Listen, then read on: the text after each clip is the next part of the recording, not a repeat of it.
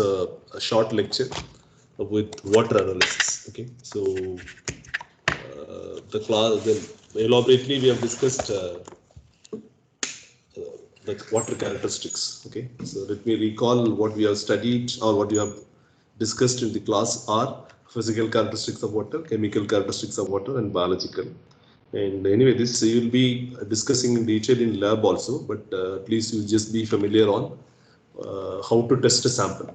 Okay, so some sense of physical, chemical, or important parameters for the subject point of view or content point of view, and we'll be discussing some details on water analysis. Okay, yes, yeah. Anyway, I'm not going to discuss in detail with the theory and other things, but at least how to do the experiments in the laboratory or how to write the details for the examination point of view. Okay, yes, you can anyway my like procedural charts may be like this. You can also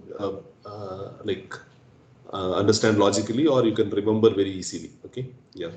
So this is number one, how to estimate pH of the sample, and just take this is being done with a pH meter. Okay, and initially you have to calibrate the instrument with 3 different buffers. So please make a note on these 3 buffers: 4 and 7 and 9.2. Okay, these 3 you just remember. One could be in a lower pH range, other may be neutral, and like another may be of in a by basic range. You just fix the or prepare the like standard solutions with pH of 4. You may get a pH in terms of pH tablets, okay, which will be available in the laboratory. So what you do is just take a tablet and dissolve in water and keep it in the pH meter and observe the pH value. If it is by 4, you need not do anything on. If it is 4.2, you just calibrate the instrument to read 4. Okay, and do it for 2-3 times. Okay, once it is been calibrated, then you just go for a next standard solution of 7. Read it in the pH meter. If it is 7, it is no problem. 7, if it is by 7.1, then adjust to 7. That you can do a calibration. So these errors can be managed with the standard solution. Okay, so this could be a negative error, and if it is a 6.9, it could be a positive error. Say example. So you just adjust the pH meter and adjust the correct value of your pH standard solution. And third one in the, say example, the third pH standard solution of 9.2. Okay, so that's what is being mentioned initially by neutral, or initially then with 9.2 and also 4. In what order you could be, you can do it. And once it is been calibrated, then you just take out the unknown sample and directly keep it in the pH meter and read the pH values. This you would have studied, or you would have done experiments in the first year. Okay, how to analyze or how to test pH of the sample. Okay, and second one is about turbidity, how to measure by turbidity by turbidity measurements, turbidity unit. This also we have discussed in the class. Okay, 1 milligram of SiO2 will give you like some turbidity that you can call it as 1 turbidity unit. Okay, turbidity unit. And SiO2 may not give a reproducible result, and you can use formazine. If you use formazine, that unit you can call it as formazine turbidity unit. Okay, so this also something similar. So you can have a turbidity meter.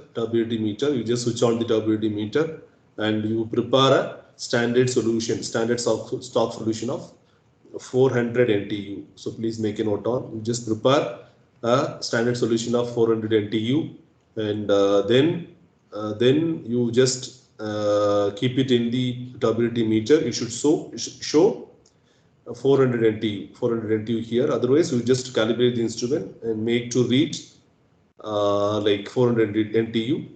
Then for non-turbid solutions, you can use distilled water. Non-turbid solution, you can use distilled water. You should represent 0. Okay, and you can change this NTU standard solutions like 400 NTU and the distilled water multiple times. It should read the actual values 400 and also 0. Once it is being calibrated, and take out the known sample and keep it in the turbidity meter, measure directly. Okay, that's something how to measure turbidity of the sample. Okay, so here the one important thing you have to note down, you should also be familiar with the approximate range of the turbidity in the sample. Thereby, I can prepare the standard solution. Okay, you can also prepare a standard solution of 4 or 40 or 400 or 4000, depending upon the turbidity range. You could also like prepare a standard solution, make the systems is completely being calibrated with the particular standard solution. Say either, that's what I told you, calibration with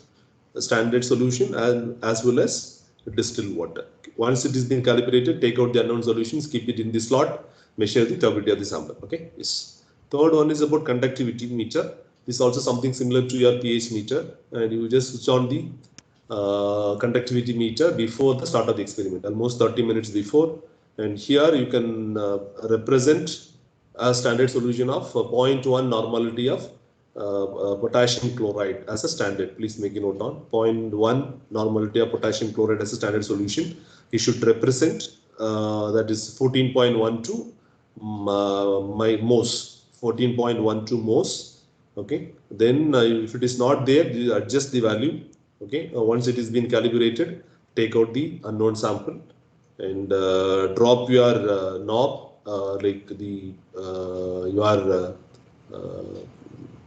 electrode. Then you just read directly what is the conductivity of the sample in terms of millimos or micromos or whatever may be. Okay, so this is about your conductivity measurements. And chlorides in all other chemical parameters of concern. Number one is the chloride content that you have to do with only titrimetry method. Okay, titration methods. Okay, so you just take out the sample, unknown sample, 20 ml, 50, 100 or whatever may be, 20 ml of the sample. Then you can use potassium chromate as indicator, and you can fill or use burette solution as silver nitrate. So please make a note on. So you have to be familiar on burette and pipette and what is the indicator and what is the end point. Okay. So then you just titrate against silver nitrate. Okay. And the end point may be your brick red color. End point may be brick red color, and note down the volume of sample consumed or volume of silver nitrate consumed for the titration and do for the calculation. Okay, so please remember, take out a known quantity and add potassium chromate as indicator and burette solution. You have to titrate against silver nitrate. The end point may be yellow color to brick red color. Okay, you can use standard equations. And here the burette solution is silver nitrate, pipette solution is your given sample, indicator is potassium chromate, end point is a brick to yellow to brick red color. Note down the consumption of the silver nitrate. Okay, and you can also go ahead with one more sample with blank. Okay, please make a note on.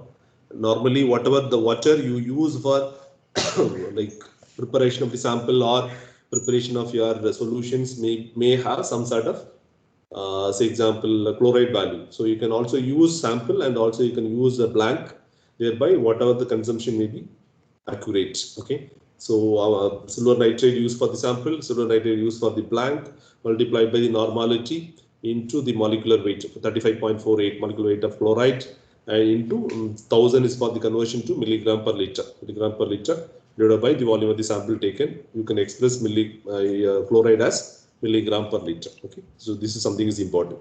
And how to estimate the hardness? Again by titration. Take out the sample, add ammonia buffer. Okay, to change or to make your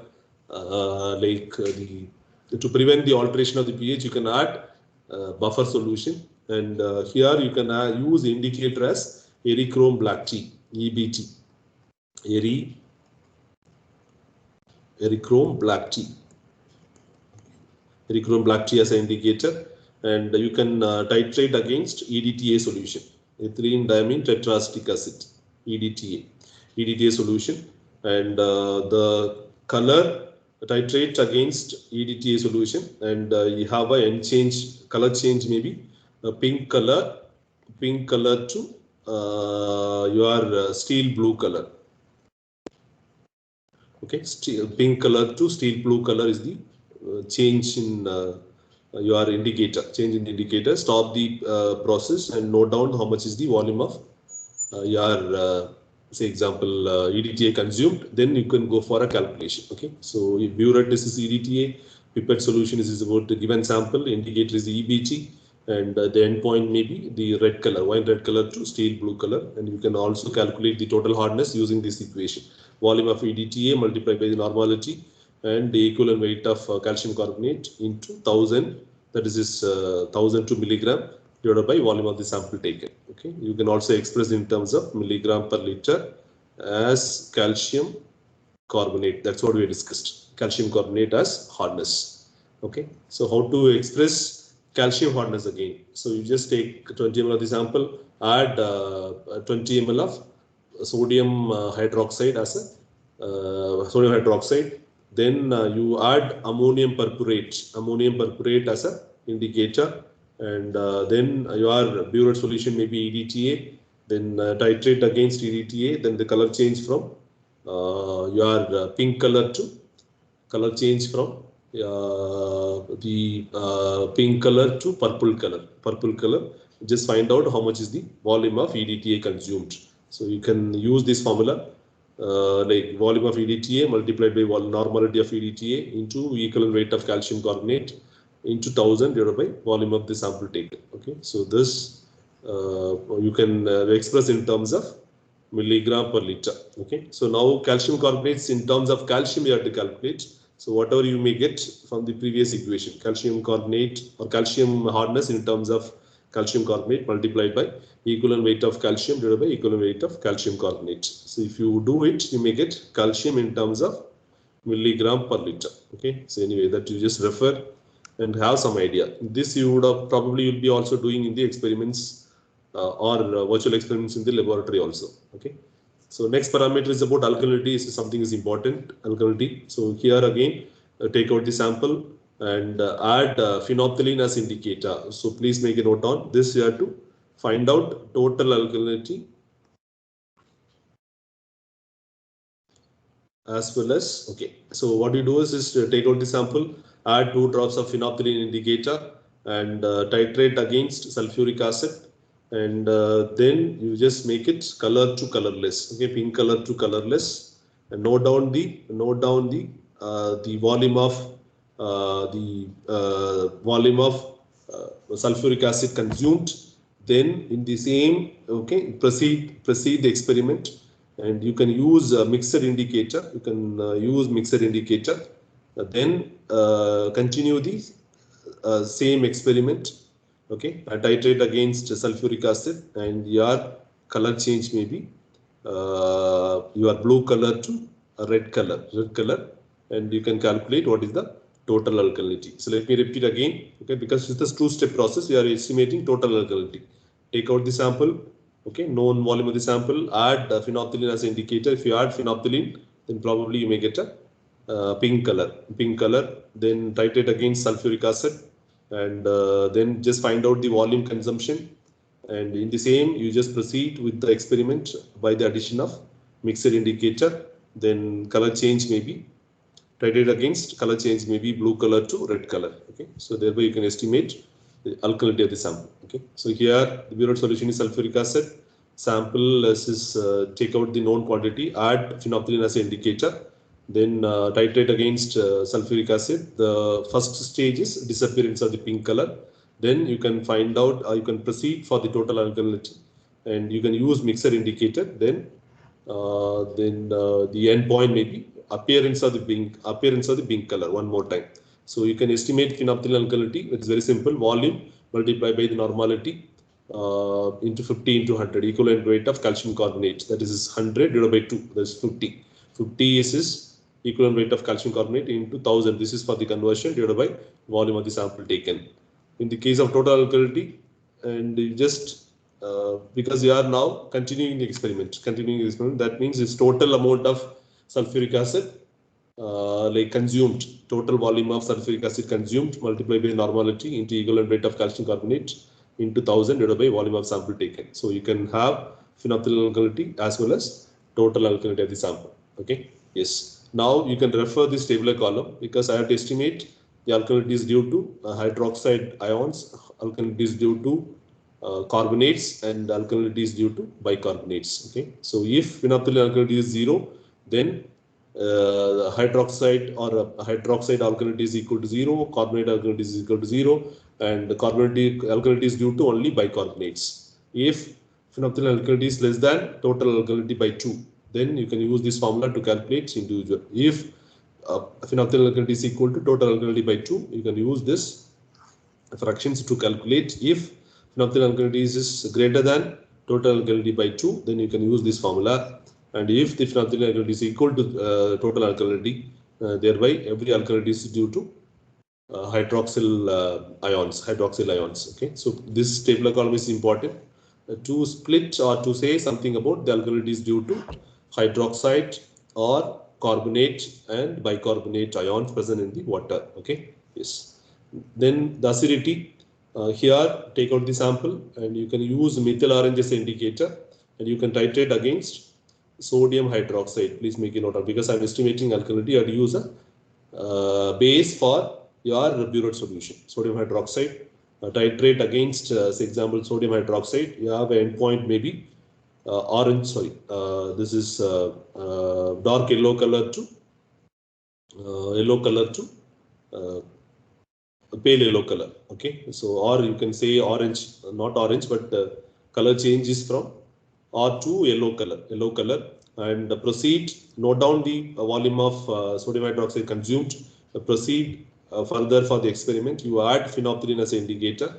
Titrate against further sodium hydroxide. The color change may be your pink color, appearance of the pink color. So you can estimate now the total acidity of the sample. Okay, so here burette solution is sodium hydroxide, pipette solution is this sample, and indicator initially is methyl orange, endpoint is yellow color. Proceed further with phenolphthalein as indicator, then the appearance of the pink color is the final endpoint. So you can calculate mineral acidity and also you can use or you can calculate total acidity. So mineral acidity in terms of calcium carbonate is equal to volume of sodium hydroxide consumed multiplied by the normality into equivalent rate of calcium carbonate into 1000 divided by volume of sample taken, and even phenolphthalein alkalinity is equal to V2. So please make a note on the previous alkalinity is about total alkalinity. There I have used total volume of sulfuric acid consumed, but here it is not total acidity. This is mineral acidity and phenolphthalein acidity. So phenolphthalein acidity is about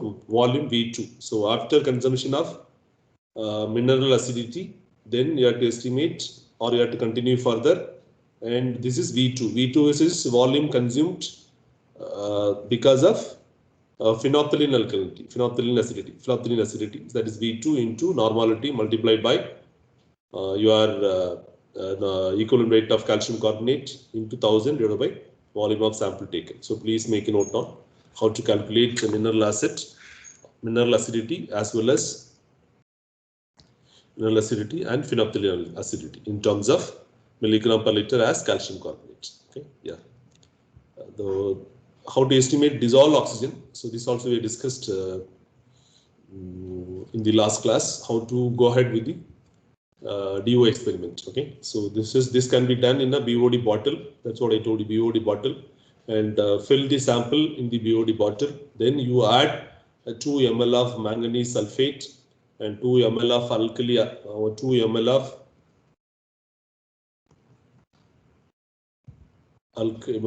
that is this manganese sulfate and 2 ml or 1 ml of alkali iodide acid solution. Okay, then you mix the content thoroughly, allow the precipitate to settle, and after settlement you add 2 ml of concentrated sulfuric acid to dissolve all your precipitates. You may get a dark pale yellow color solution, and take a quantity of 203 ml. Okay, so probably this and all you will be discussing in detail in the laboratory. At least for the examination point of view, remember the quantity 203 ml of sample in a conical flask. Okay, and you just titrate against sodium thiosulfate using starch as indicator, and the end point may be dark blue color to colorless solution. Okay, let me repeat again. Take a BOD bottle, add 2 ml of manganese sulfate and 2 ml of alkali acid solution, alkali iodide acid solution. Mix the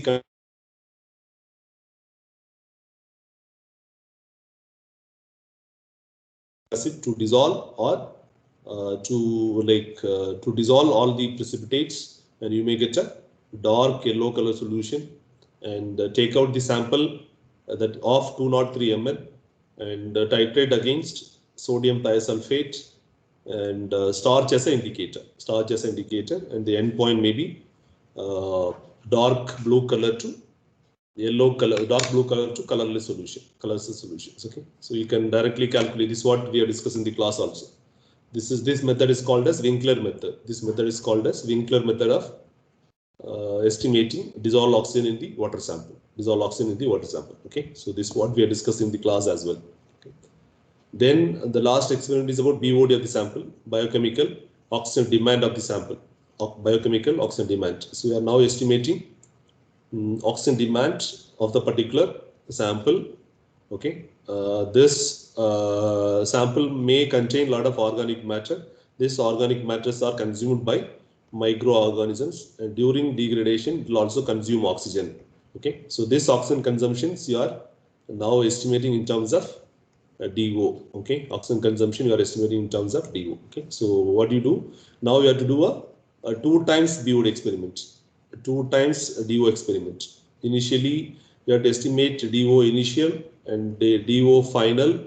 Okay, and initial minus final will give you an oxygen demand. Okay, yes. So please, okay, what we are discussing in the class are now you have to maintain the proper conducive environment within the BOD bottle. That's what I told you. Okay, you have to maintain pH, you have to maintain osmotic pressure, proper osmotic pressure. Okay, and you can also add essential nutrients for the growth of microorganisms, and you have to also add a group of bacteria, culture of bacteria or microorganisms. Okay, group of bacteria in the water also, or wastewater also contains a lot of bacteria inbuilt or bacteria within this system, and prepare the sample, and the first day you just find out DO initial. Okay, and another sample you just keep it in the incubator for 5 days incubation and 20 degrees Celsius in the incubator. After 5 days, take out the sample, measure the DO remaining. So initial DO final minus final DO will give you a value of BOD of the sample. That's what it has been mentioned here. Okay, take out like you just prepare a dilution water. That's what we are discussing in the class. Dilution water. Add calcium chloride. Then magnesium sulfate, calcium chloride and also magnesium sulfate, and you can also add ferric chloride for the nutritional value, or you can add iron as nutrients for the growth of microorganisms. Anyway, you are adding calcium, so it will give a calcium supplement. Magnesium in the magnesium supplement. You can also add ferric chloride. It will also add ferric Fe2+ as the nutrient. Okay, then you can also use a phosphate buffer. Okay, to maintain proper osmotic conditions in the BOD bottle, and you can prepare 2 BOD bottles, one for the first day, another for the 5 day. Okay, then either you can use dilution, or you can use 300 ml as water directly. Okay, if the organic strength is very low, you can add directly 300 ml as sample. Otherwise, you can go for a dilution. The dilution that what you discussed, you can add sample plus dilution water. Okay, so you just prepare both the bottles and keep it in the incubator.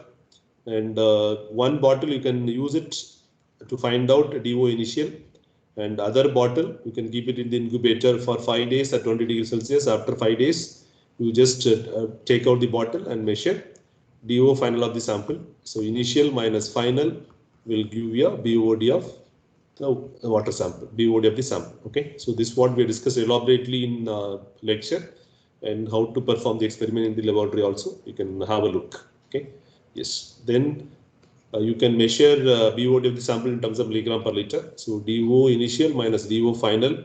And if you use anything on blank, if you use anything on blank, okay. So normally if the water is being seeded or not seeded, this is what we discussed. Okay, seeding in this sense, you can add the microorganisms externally. Okay, if you add external microorganisms, these microorganisms also consume this oxygen for their survival. So that can be managed by doing some blank correction. Okay, so this is what we discussed elaborately in the theory part as well. Okay, DO initial 0th day and DO final, that's the 5th day, minus blank correction. Blank correction is about if the water or the sample is being added, some sort of a seed, external microorganisms is being added, you can do a blank correction into volume of the sample, volume of the diluted sample divided by volume of sample used, where you can calculate like BOD of the sample. So blank correction also can be done using two BOD points. Then you can use blanks, and you can also estimate what is the initial DO, and after 5 days what is the final DO. You can also find out how much amount of the oxygen is consumed by microorganisms alone for their survival by doing blank correction. So you can remember this formula to calculate BOD of the sample. So DO initial minus DO final minus blank initial minus blank final into volume of the diluted sample what you have taken divided by the volume of the actual sample. That's a dilution fraction or dilution ratio. Okay, so thereby we can estimate BOD of the sample. Okay, and the last one is this COD experiment. You can also do take this sample in a vial. You can add potassium dichromate as a strong oxidizing agent, and you can also add sulfuric acid. That's what I told you, sulfuric acid. Like because these reactions may happen in a lower pH condition, and then keep the vial in the COD digester. Keep the vial in the COD digester. Then you can fix the time and also fix the temperature for the digestion. And after digestion, you just transfer this digested sample in a conical flask. Okay, you just titrate against ferrous ammonium sulfate using ferrion as an indicator. This also we have discussed. Ferrion as an indicator. Then your color change from the end color may be of brown color like this. Then you just note down the volume of ferrous ammonium sulfate consumed, and you can use this formula to calculate. Okay, so this is what we have discussed. COD in the sample is equal to A minus B, where A is equal to volume of FAS used for blank and B is equal to volume of ferrous ammonium sulfate used for the sample. Okay, so here also if you want you can do blank correction as well. Okay, A minus B, otherwise you can directly go for the volume of FAS used for the sample, B into N. N is equal to normality into 8 is this equivalent weight of oxygen into 1000 divided by the volume of the sample taken. When you can express in terms of milligram per liter of COD. Okay, and the last portion is how to estimate the solids. Okay, how to estimate the solids. You just take a crucible. This is what we have discussed in the solids estimation. Okay, take out a crucible and find out the initial weight W1, and pour, because I'm estimating total solids, you just take out unfiltered sample. Okay, take a known quantity of unfiltered sample and keep it in the hot air oven to remove the moisture or water, and after say example eliminate the moisture or water and keep it in the desiccator. Okay, sometimes because it's already with a heated say example this crucible will absorb external moisture. Okay, so if you keep it inside the desiccator, it will not allow the solids to absorb the external moisture. Okay, after the after cooling, and take out the this crucible and find out the incremental weight. So W2 you may get W2 minus W1 will give you total solids in the sample. Okay, this is something is important. Okay, Then how to estimate total suspended solids. Okay, suspended solids. Just take a filter where you have to remove unfiltered sample.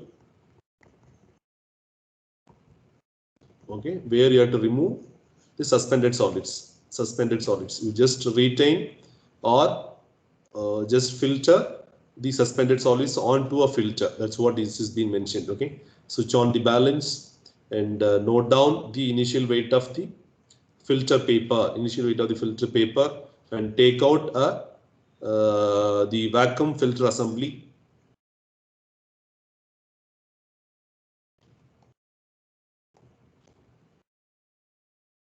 Okay, vacuum filter assembly, and you just filter out all the suspended solids, and then take out the filter paper from the filter assembly and keep it in the evaporating dish, and then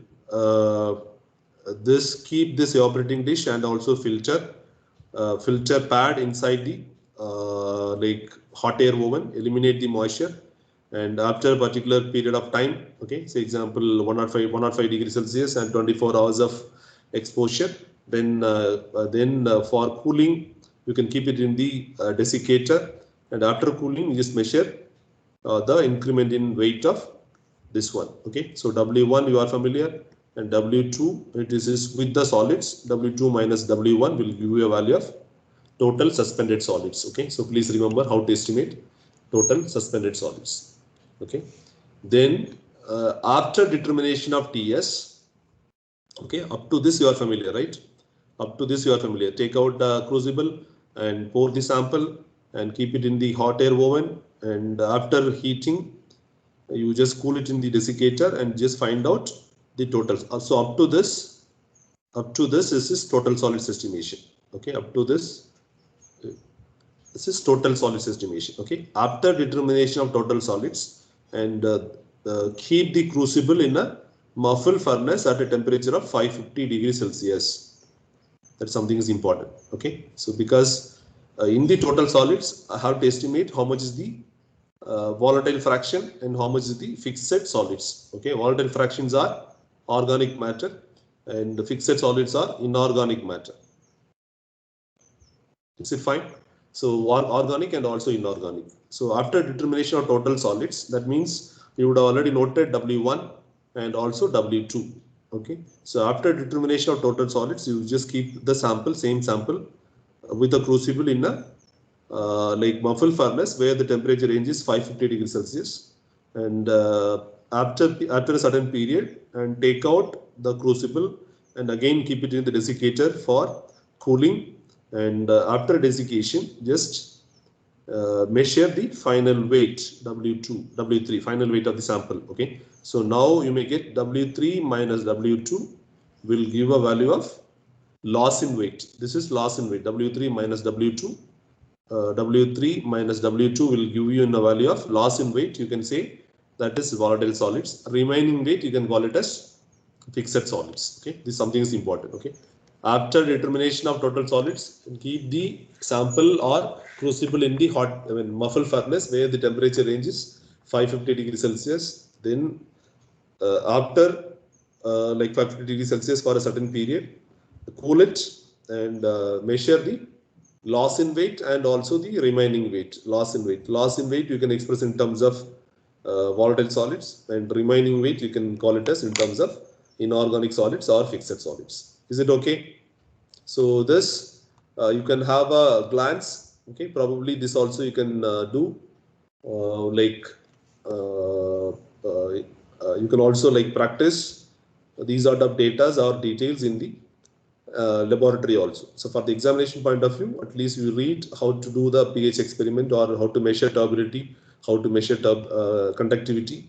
This is for 3 physical parameters, and you just how to go ahead with chlorides and total hardness estimation, the calcium hardness estimation, alkalinity, acidity of the sample, and how to do the organic strength to check what is your dissolved oxygen level in the water, and how to go ahead or how to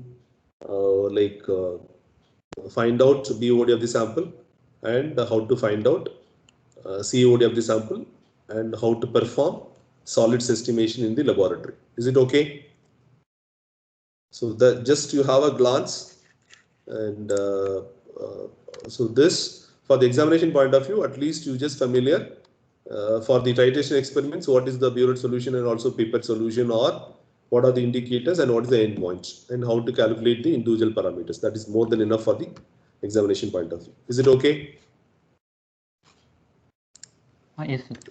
Yes, sir. Yeah. So these are very small and very simple experiments. At least logically, you just remember the important points. That is enough for the examination point of view. Okay. So yeah, let me also show some typical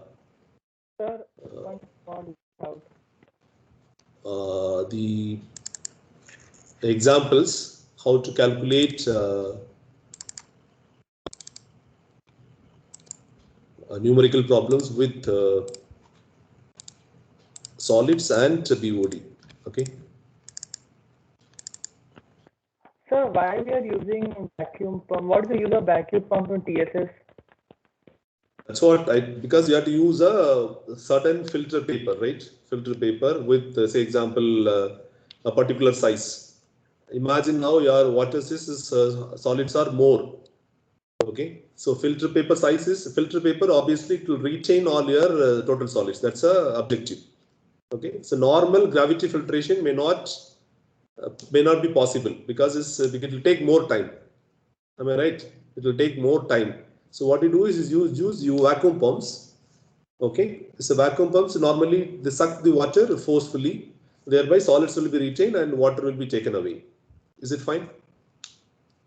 Yes, sir. Yeah, because it's the filter papers are micro pore structures. Okay, the pore sizes is very minimum. So depending upon your retention of your solids, you can also choose microfilter paper. Okay, microfilter paper. You have different dimensions. You have, okay, for the estimation of solids in the water, for the estimation of, say, example, or to retain microorganisms in the water, and what type of microbes, what type of the suspended solids you have to retain on the filter. You can use the different size fractions, size of pore size, that is also being classified as glass fiber filter paper A and glass fiber GF, that they call it as GF A and GF B and GF C. That something is important. Please make a note on glass fiber filter paper with the size A, size B, size C. Okay. So normal gravity filtration may not be sufficient or may not be, it will take more time to drain the water. So for that you can use vacuum pumps. Vacuum pumps. Is it okay? Yes, sir. Thank you. Yeah. So now let me show you how to go ahead with the numerical solution. Anyway, we are not going to solve as many problems. We have understood the concept effectively and you can play with the formulas. Okay. So you can read out the problem. Solid analysis is one of the most widely used parameter for assessing water quality. Okay, water quality. Then use the following data for calculating total solids, volatile solids, dissolved solids, suspended solids, and volatile suspended solids.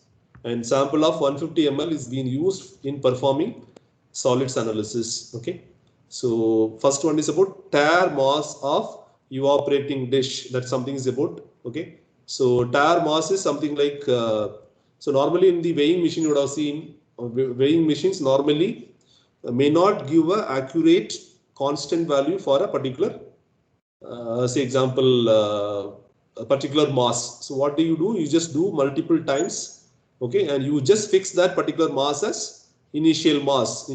That's they call it as, if you observe closely with like your weighing machines, that you have a one the button called tare. Okay, so tare means this will give a final value as constant. Okay, 24.3520. Please make a note on tare. Okay, that is this your tare mass of your operating dish as 24.3520 gram. And now the second weight, mass of evaporating dish plus, okay, that means this plus residue. Okay, residue after evaporation as 105 degrees Celsius is This is W2, W1. This is empty weight, W2. Okay. Third one, mass of evaporating dish plus residue after ignition at 550 degrees Celsius. That you have to keep it in the muffle furnace. Okay. That you may get a weight W3. Okay. This is one set of that values. Then you can use. Yeah. Sir, your screen is not shared. Okay, 1 second. Sorry. Is my screen visible now? Yes, sir. Yeah. Okay. So solid analysis. Now you have to estimate total solids, volatile solids, dissolved solids, total suspended solids, and total volatile suspended solids for a particular sample. So they used 150 ml as sample volume. Okay. So tare mass is, that's what I told you, constant mass of the dish, operating dish for your experiment. Then you can pour the known quantity, that means is 150 ml of the sample in the crucible and keep it in the hot air oven for 105 degrees Celsius. After removing all the moisture or water, and you may get only the retention of solids. Okay, that you can find out the initial final weight, mass of evaporating dish plus residue after evaporation, that is 24.37 3970 gram. And after determination of total solids, then you just proceed further with the hot muffle furnace where the temperature range is 550 degrees Celsius. Okay, where you can find out the weight. So you may know now W1, W2 and W3. That is also being given in the problem statement. Then the second set of experiment is about to estimate suspended solids. You may use filter paper. Okay, the brand name is Wortmann filter paper, and tare weight. That is the constant weight of the filter paper. Filter paper, that is W1. Then mass of Wortmann filter paper plus the solids. You would have used, say example, a vacuum filter for a known sample. Okay, and the solids will be retained. So after filtration, probably it will be like you have to keep the sample inside the hot air oven for 105 degrees Celsius, remove the moisture, then you just find out another weight.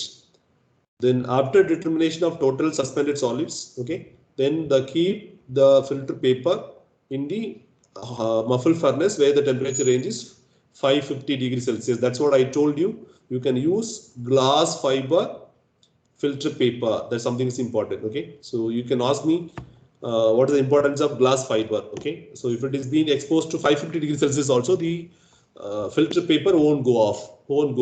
Okay, please remember. So this two experiments has been done, and corresponding weights is also been given or listed in the tabular column.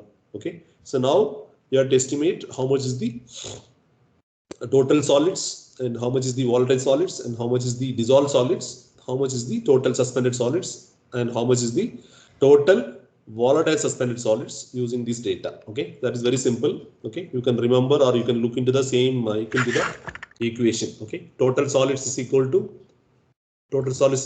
weight of tare mass plus suspended solids in the crucible minus the weight of say example tare mass of the crucible divided by the volume of the sample taken. You can use directly W2 minus W1 divided by volume of sample taken. So you may get total solids in terms of milligram per liter. Okay, so this may be your gram, and for your milligram conversion you may also use 10 power 3 for milligram conversion.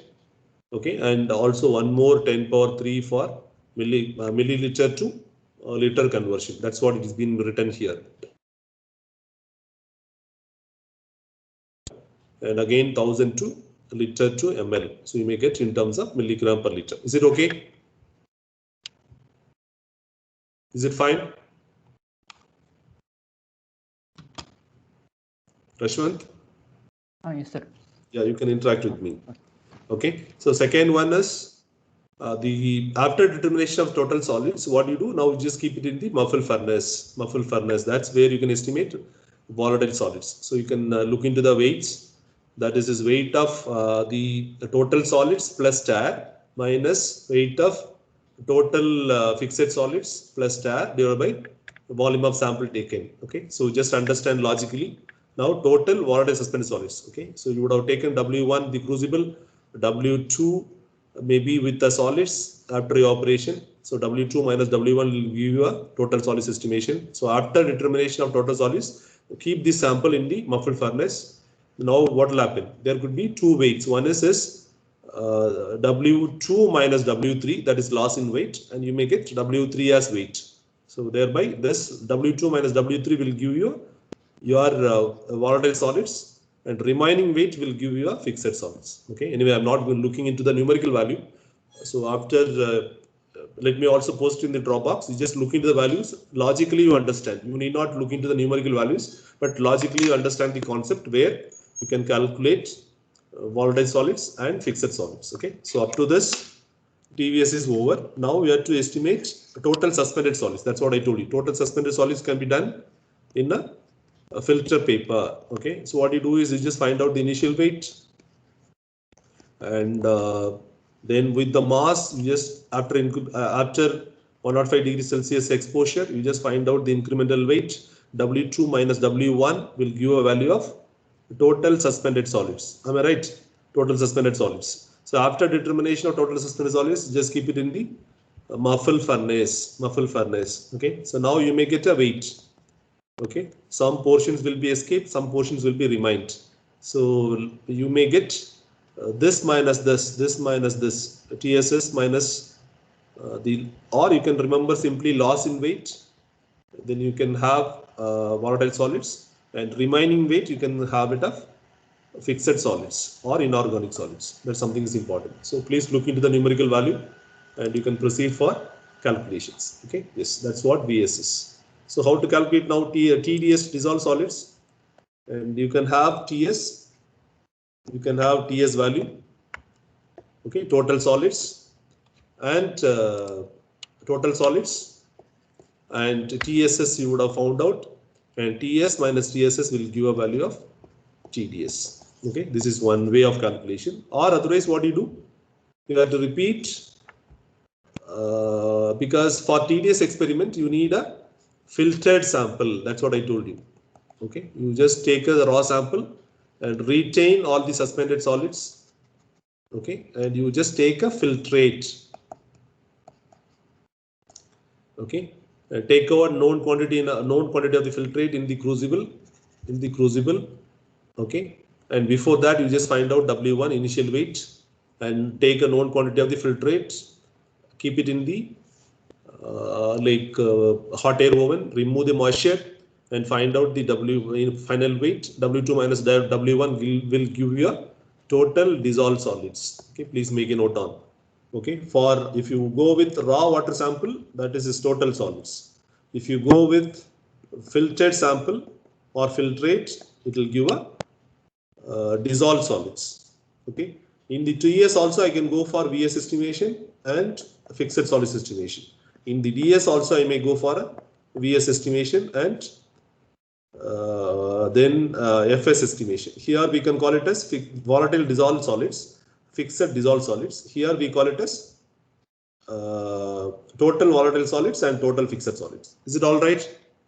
So I am not going to discuss in detail, but you just go through the numerical problems. Okay, so that probably you can understand better, and how to play or how to logically take out these weights. That's something is important. That's what I request all of you to go through the relationship between these solids that we have discussed one slide.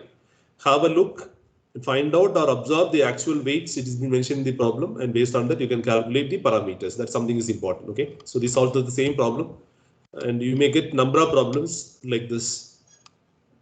Okay, you can find out TS, you can find out VS, you can find out fixed solids, you can find out dissolved solids, you can find out total suspended solids. You can also find out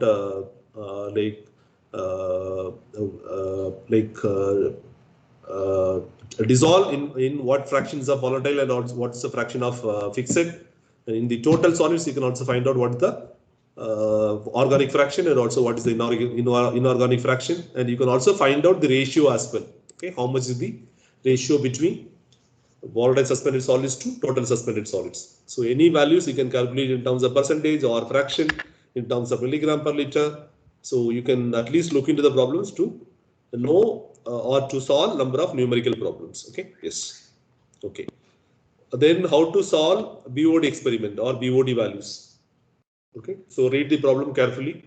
2.5 ml of raw sewage sample is being taken and diluted to 250 ml. Initial DO is also been mentioned and final DO is also been mentioned. Initial DO it is 8 milligram per liter and final DO as 5 milligram per liter. Then the incubation period is 5 days at 20 degrees Celsius. Now you have to find out what is the BOD of the sample. It's very simple. The volume of the sample taken is 2.5. Volume of the dilute sample is 250. You can find out the dilution ratio. 250 by 2.5 as 100. 100 as dilution factor.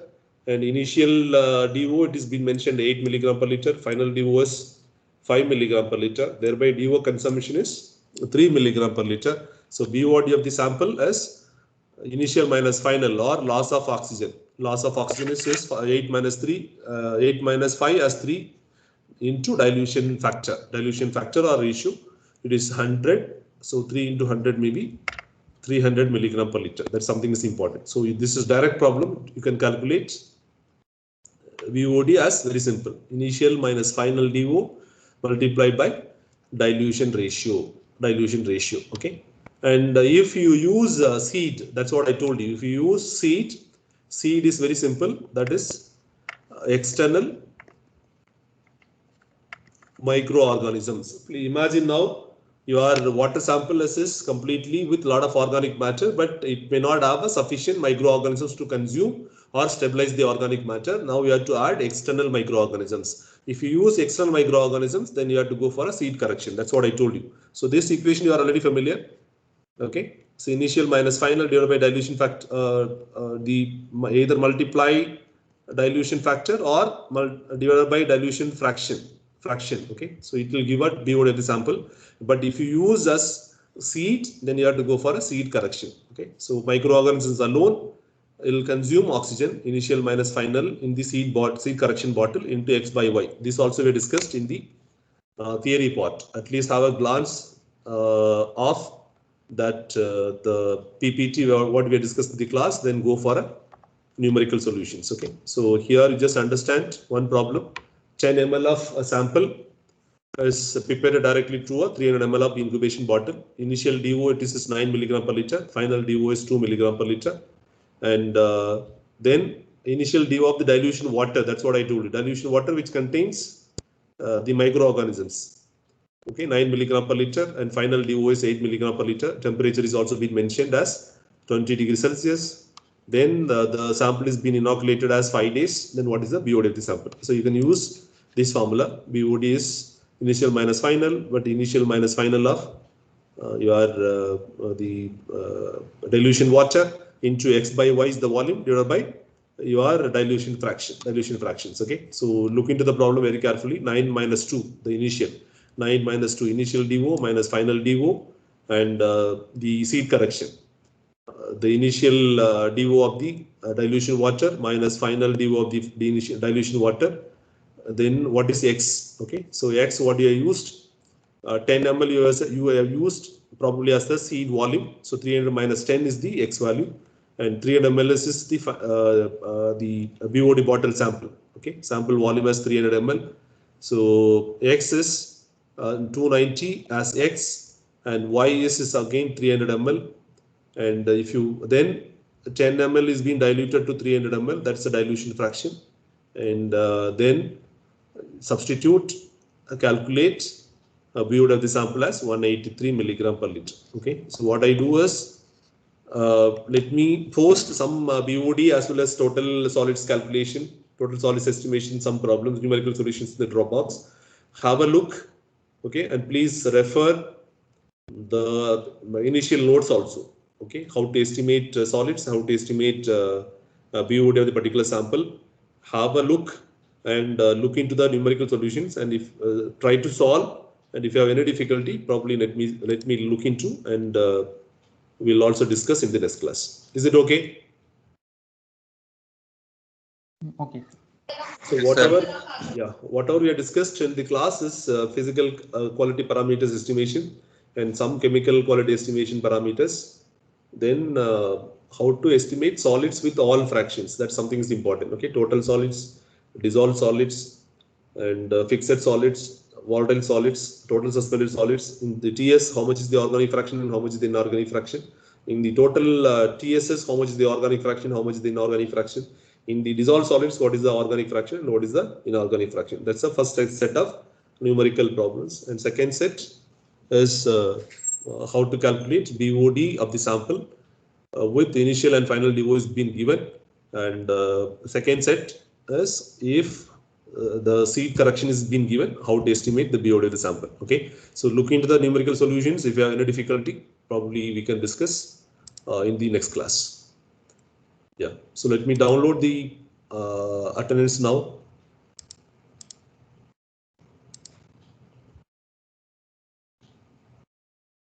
Yeah, so necessary documents is already been updated in the Dropbox. Please download, have a look, and please postpone or please accumulate all the notes together. It is somewhat difficult because it's what I already mentioned in the course plan. Let me fix either a quiz or you may go for either or directly with the MCQ questions. Okay, based on the class committee discussions. Okay, let me also fix either quiz or MCQ. Okay, so MCQ normally needs attention, look into the data or notes line by line. Okay, thereby you could able to perform better. Otherwise, out of 4, you may also do wrongly, but you may not. It's somewhat difficult to score marks. Okay, so I'll request all of you to go through the notes systematically. Okay, and line by line, the important points what you are discussing in the class, you highlight. Okay, so prepare well. At least for immediately after the class, go through the notes every day. Go through the notes because we have a class on Monday and next class on Wednesday and so Thursday and Friday. So you have a gap also in between, and at least have a concern, and see the numerical solutions and understand the concepts nicely. Thereby, this is you can cope up the subjects. Otherwise, it's very difficult. Okay, in the senses is because if it is nothing with quiz type of or descriptive type of questions and MCQs is very difficult to answer. Okay, please go through the notes systematically. I am also ready to discuss any debates or anything on your clarifications or anything on discussions. I am also really ready to take up during the class. Also, you can interact. Okay, yeah. Thank you so much. We'll see you in the next class. Yeah, thank you so much.